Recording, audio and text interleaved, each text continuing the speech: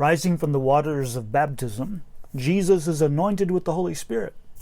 The Father affirms him, loves him, and expresses his pure delight with him. And then immediately, the Spirit throws him into the wilderness. No waiting, no downtime, no pampering. Jesus was immediately sequestered away in a wilderness boot camp. The Spirit of God drove him there. Once again, we see the Trinity at work. The Father sends the Son into the wilderness by the Spirit.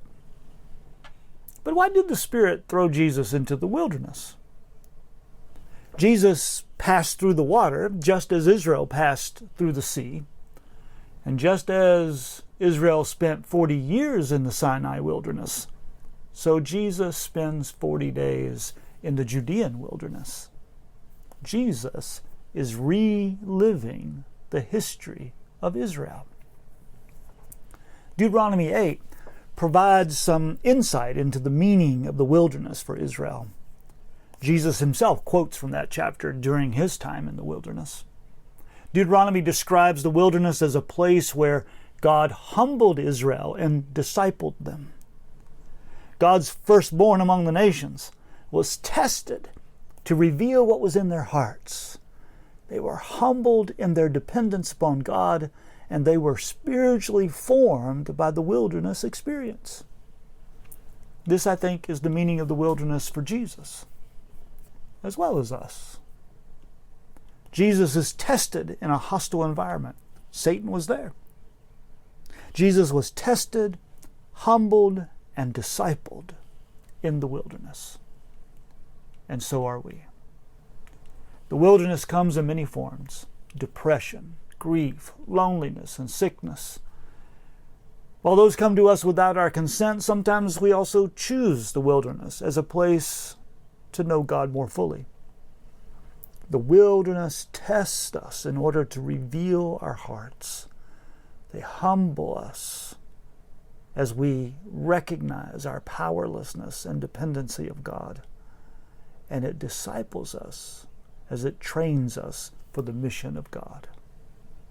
The wilderness revealed Israel's identity and formed them as the people of God.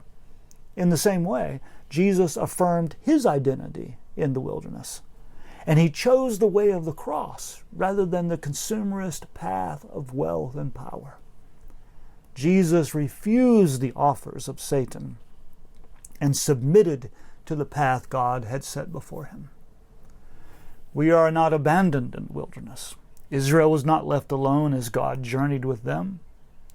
Jesus was not alone as angels ministered to him and the Spirit rested upon him. And the angels and the Spirit minister to us as well. God is present with us in the wilderness, and that presence strengthens us and empowers us to not only endure, but to be formed by it. The wilderness story of Israel is also Jesus' story, and Jesus' story is our story. Just as we follow Jesus into the water, so we follow him into the wilderness. Or perhaps, like Jesus, God will sometimes lead us into the wilderness.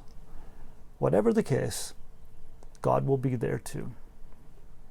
And through the wilderness experience, God will form us into the image of Jesus.